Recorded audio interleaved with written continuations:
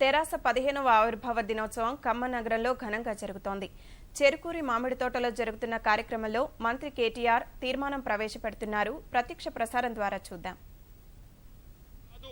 చేతల ద్వారానే మరి మన హైదరాబాద్ ప్రజలకు కానీ దేశ ప్రజలకు కానీ సమాధానం చెప్పాలన్న ఉద్దేశంతో వారు కరెక్ట్గా 18-20 నెలల్లో వారు తీసుకున్న కార్యక్రమాలు, వారు చేపట్టిన అద్భుతమైన మరి విధానాలు, వీటన్నిటి ఫలితంగా కరెక్ట్గా 20 నెలల పరిపాలన తర్వాత హైదరాబాద్ మహానగరంలో గ్రేటర్ హైదరాబాద్ మున్సిపల్ కార్పొరేషన్ ఎన్నికలు జరిగితే చరిత్రలో ఏనాడు లేనంత అఖండమైన విజయాన్ని హైదరాబాద్ ప్రజలు 150 డివిజన్లకు గాను 99 డివిజన్లను గెలిపించి మనకు మొట్టమొదటిసారిగా కట్టబెట్టినారనే విషయాన్ని నేను మీకు గుర్తు చేస్తా ఉన్నాను.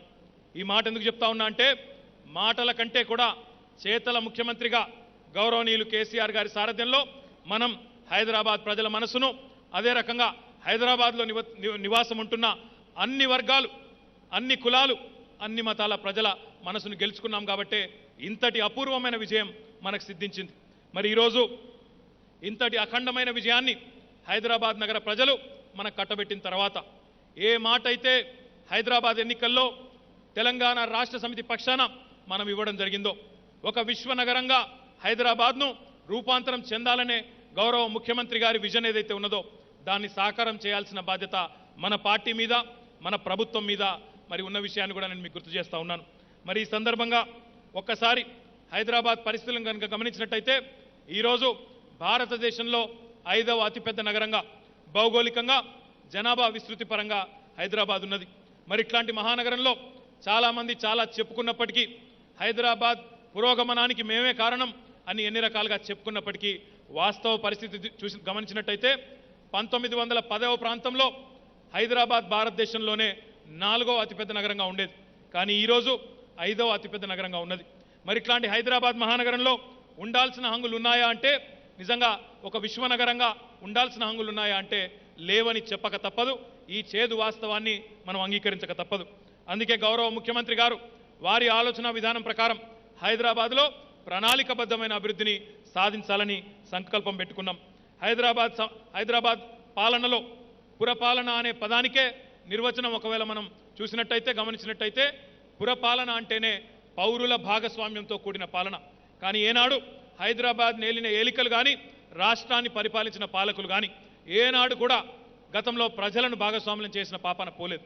అందుకే గౌరవ ముఖ్యమంత్రి గారి సూచన మేరకు హైదరాబాద్ నగర వ్యాప్తంగా 150 డివిజన్లలో కూడా ఏరియా కమిటీలు, వార్డు కమిటీలు రాబోయే కొద్ది రోజుల్లోనే సంపూర్ణంగా నియామకం చేసి రాష్ట్ర ప్రజలు, ముఖ్యంగా అన్ని వర్గాల ప్రజలను కూడా అందులో భాగస్వాములను చేసి హైదరాబాద్ పురోగతిలో అందరూ కూడా పాలు పంచుకునే విధంగా మనం కార్యక్రమాలు కూడా రూపొందించబోతా ఉన్నాం.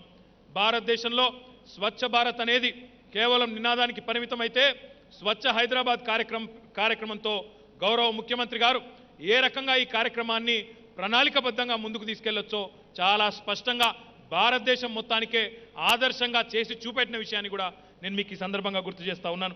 అదే రకంగా ఈరోజు హైదరాబాద్ మహానగరాన్ని కనుక చూసినట్టయితే ఒకవైపు ట్రాఫిక్ సమస్య, ఇంకోవైపు మరి ఈరోజు రోడ్ల విస్తరణ సమస్యలు, అదే రకంగా ప్రజలకు కనీస సౌకర్యాలు హౌసింగ్ విషయంలో కానీ, మనకు ఉండవలసిన మార్కెట్ల విషయంలో కానీ, అదే రకంగా నగరంలోని చెరువుల పరిరక్షణ విషయం కానీ, లేదా ప్రణాళికబద్ధంగా పట్టణాభివృద్ధి చేసే విషయం కానీ, ఇవేటిలో కూడా శాస్త్రీయంగా గతంలో కార్యక్రమాలు జరగలేదు. కానీ ఈరోజు తెలంగాణ ప్రభుత్వం వచ్చిన తర్వాత మరి కొద్ది రోజుల కిందటే రహదారుల విస్తరణ కోసం దాదాపుగా మొదటి విడతలోనే 2650 కోట్లను మనం మంజూరు చేసుకోవడం జరిగింది హైదరాబాద్ మహానగరంలో. తదనంతరం మొత్తంగా ఒక 20,000 కోట్లతో స్ట్రాటజిక్ రోడ్ డెవలప్మెంట్ ప్లాన్ పేరిట చక్కటి కార్యక్రమాన్ని కూడా రూపొందించుకొని గౌరవ ముఖ్యమంత్రి గారి నేతృత్వంలో వారి మార్గనిర్దేశంలో ముందుకు పోతా ఉన్నాం. దాంతో పాటుగా ఈరోజు హైదరాబాద్ పట్టణంలోని 22 లక్షల కుటుంబాలకు ప్రతి ఇంటికి కూడా తడి చెత్తను, పొడి చెత్తను వేరు చేయడానికి సాలిడ్ వేస్ట్ మేనేజ్మెంట్ కోసం ఈరోజు ఒక సమగ్రమైన ప్రణాళికను రూపొందించి స్వచ్ఛ హైదరాబాద్ కార్యక్రమంలో భాగంగా 200 కోట్ల పైచిలకు రూపాయలను కూడా ఇప్పటికే మంజూరు చేసి ముందుకు పోతా ఉన్న విషయాన్ని కూడా నేను మీకు గుర్తు చేస్తా ఉన్నాను. అదే రకంగా హైదరాబాద్ పట్టణంలో ట్రాఫిక్ సమస్యను అధిగమించడానికి ఈరోజు 54 జంక్షన్ల ఇంప్రూవ్మెంట్ కోసం ప్రతిపాదించడమే కాకుండా హైదరాబాద్లోని ట్రాఫిక్ సమస్యను శాశ్వతంగా అధిగమించడానికి మూసీ తీరం వెంబడి తూర్పు నుంచి పడమర కారిడార్ ఔటర్ రింగ్ రోడ్ ఒక ఎండ్ నుంచి ఇంకో ఎండ్ వరకు దాదాపుగా 42 కిలోమీటర్ల పొడవున 6,161 కోట్ల ఖర్చుతో అంచనా వ్యయంతో మనం ఒక అద్భుతమైన 6 లేన్ స్కైవే కూడా రూపొందిస్తూ ఉన్నాం. దాంతో పాటుగా హైదరాబాద్ మహానగరంలోని మరి కీలకమైన రహదారులన్నింటిలో కూడా ఈరోజు 5 స్కైవేలు దాదాపుగా 111 కిలోమీటర్ల మేర మంజూరు చేసుకోబోతా ఉన్నాం.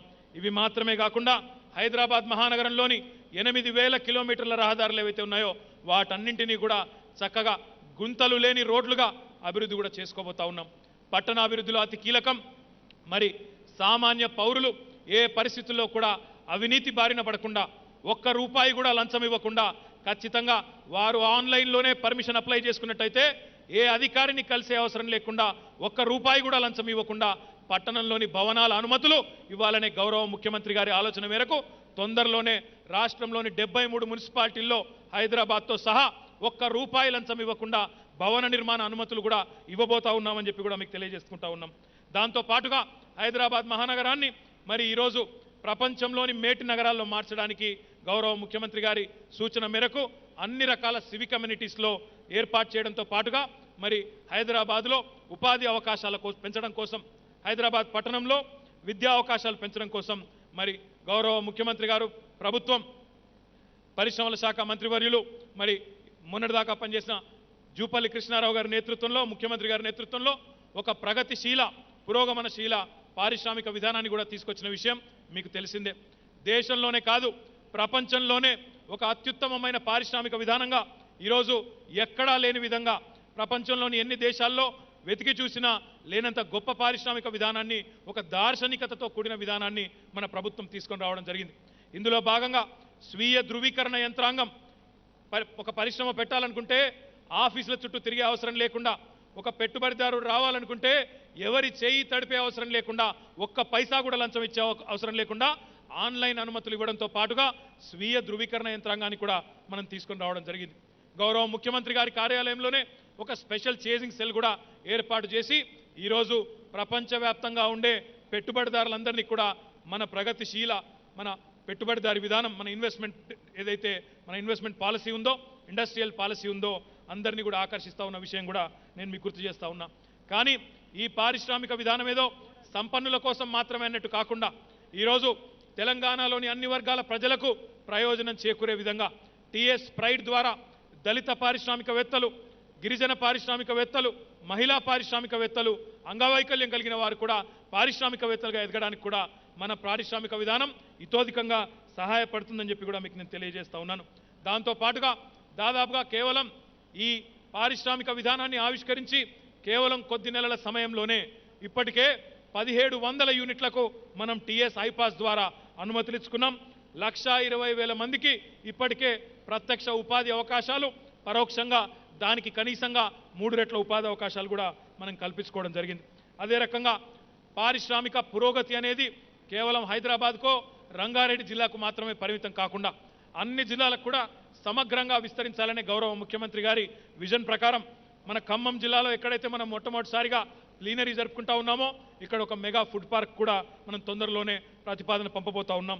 దాంతో పాటుగా ఈ వికేంద్రీకరణలో భాగంగా వరంగల్ జిల్లాలో, వరంగల్ పట్టణంలో ఒక టెక్స్టైల్ పార్కును కూడా ప్రారంభించుకోబోతా ఉన్నాం. దాంతో పాటు మెదక్ జిల్లాలో NIMZ పేరిట ఈరోజు ఒక బృహత్తరమైన కార్యక్రమాన్ని కూడా తీసుకొని ముందుకు పోతా ఉన్నాం. హైదరాబాద్, రంగారెడ్డి, నల్గొండ జిల్లాల మధ్యన ఫార్మా సిటీ, ఈ రకంగా ప్రతి జిల్లాకు, తెలంగాణలోని ప్రతి వర్గానికి కూడా ప్రయోజనం చేకూరే విధంగా మరి ఈరోజు జాతీయ, అంతర్జాతీయ పారిశ్రామికవేత్తలను కూడా ఆకర్షిస్తూ మనం ముందుకు పోతా ఉన్నాం. అదే రకంగా ఐటీ రంగంలో కూడా ఏ ఐటీ రంగం అయితే కుదేలవుతుందని, ఏ ఐటీ రంగం అయితే మూకుమ్మడిగా తరలిపోతుందని విష ప్రచారం మన ప్రత్యర్థులు చేశారో దానిని తిప్పికొడుతూ ఈరోజు కేవలం 20 నెలల్లోనే ప్రపంచవ్యాప్తంగా ఉన్న ప్రముఖమైన ఐటీ సంస్థలు గూగుల్ కానీ, అమెజాన్ కానీ, ఊబర్ కానీ ఇంకా ఇతర చాలా సంస్థలను మనం ఆకర్షించగలిగాం.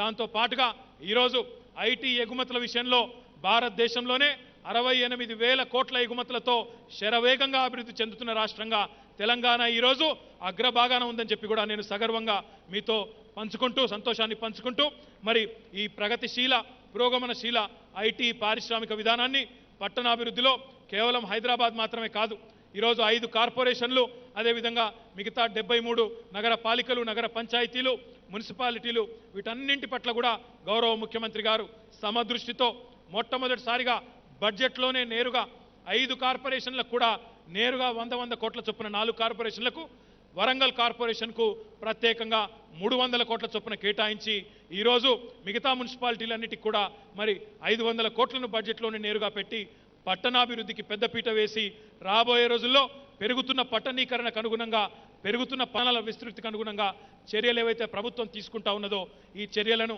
అభినందిస్తూ మరింత క్రియాశీలంగా ముందుకు పోవాలని చెప్పి కూడా ఈ ప్లీనరీ తీర్మానించాలని చెప్పి కూడా నేను తీర్మానాన్ని ప్రవేశపెడుతూ ఈ అవకాశం ఇచ్చిన పెద్దలు, అధ్యక్షుల వారికి ధన్యవాదాలు తెలియజేస్తూ జై తెలంగాణ.